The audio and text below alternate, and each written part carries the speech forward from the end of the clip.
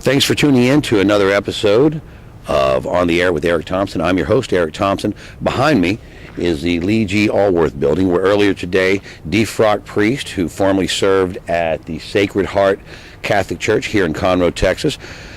He appeared in court for charges of alleged child molestation during his time as he served at the church.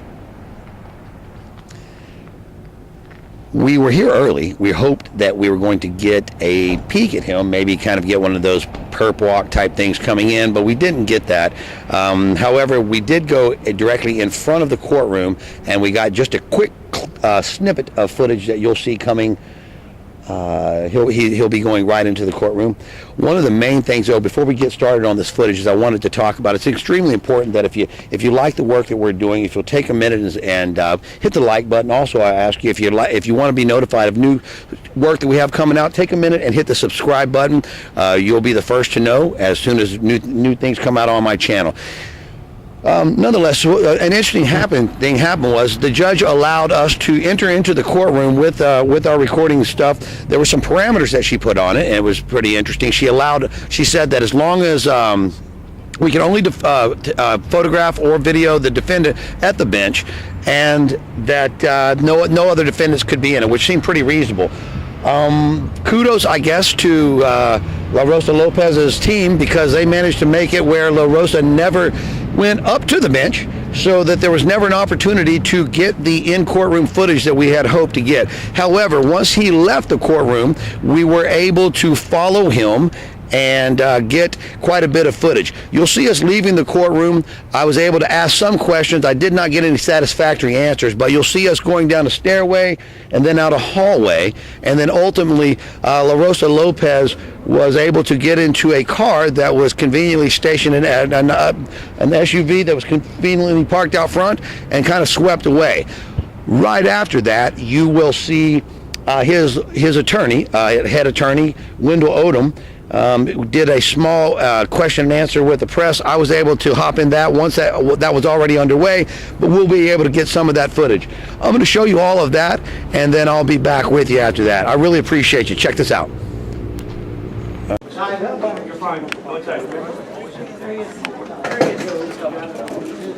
Manuel Lopez? Okay, I'm sorry. You're welcome. Do you think you'll die in prison? In reaction to everybody. Wendell Odom, who pays you?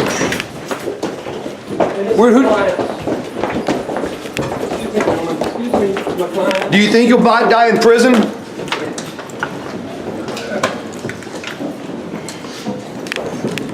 Mayo, do you think you'll die in prison?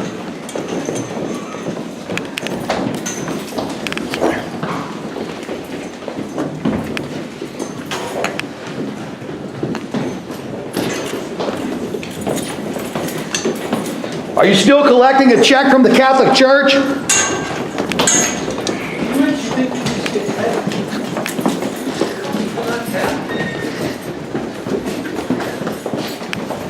Do you have any shame, Mr. Odom?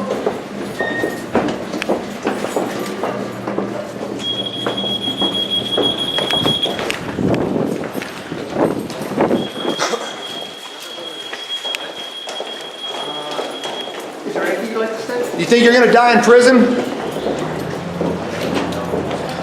You still cashing a check? When's the last time you did confession?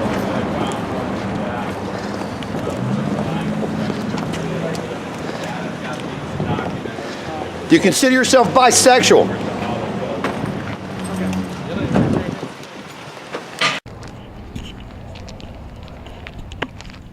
All right. So you were able to see some of the questions that we were able to ask. Of course, all fall on deaf ears, but it's always fun to ask, right? So the next part is that his attorney, Wendell Odom, stopped on the corner after his client was safely whisked away in a car, probably paid for by, I don't know.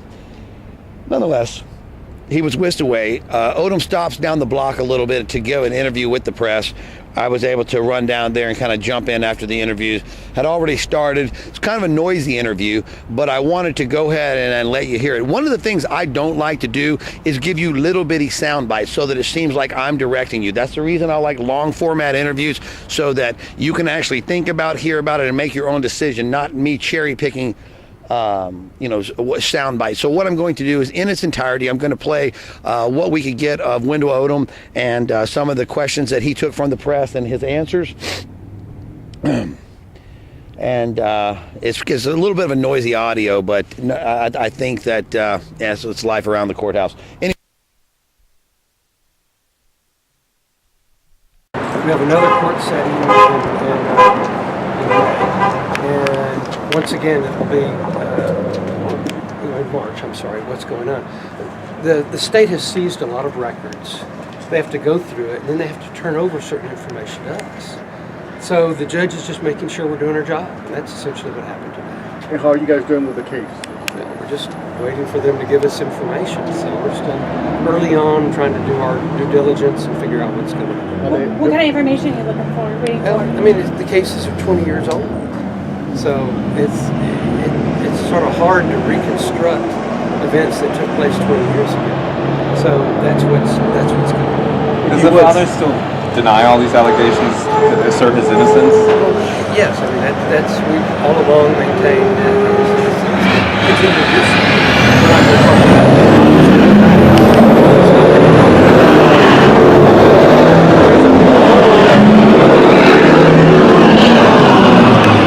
there's a whole lot of digging in the records, looking at old files.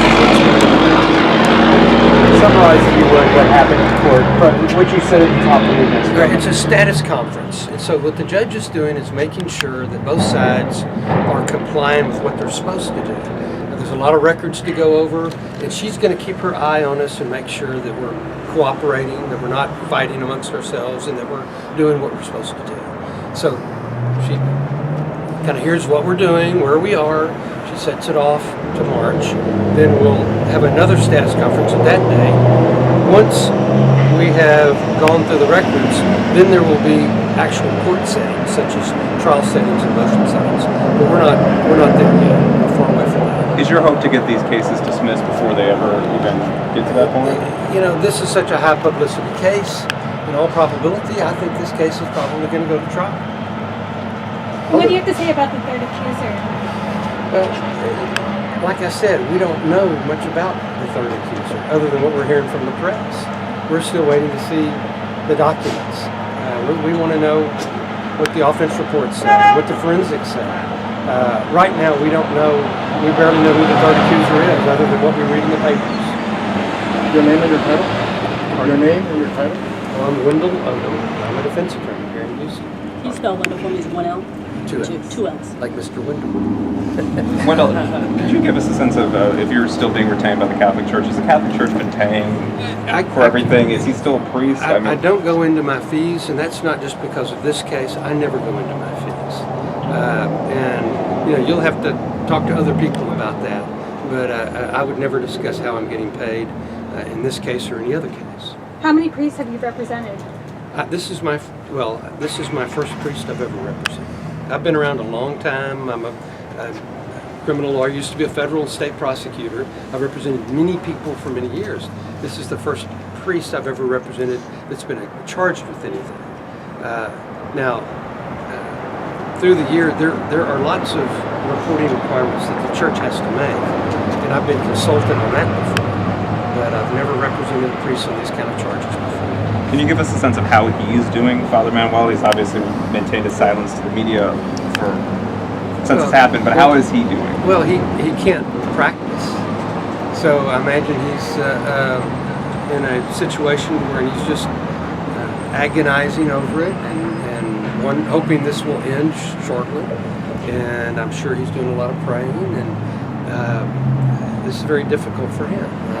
But as far as there's very little he can do at this point other than let the process take its natural course. How many victims are making accusations against Father Manuel? I don't know. We need to talk to the state about that. Thank you. Thank you. Appreciate it, Mr. President.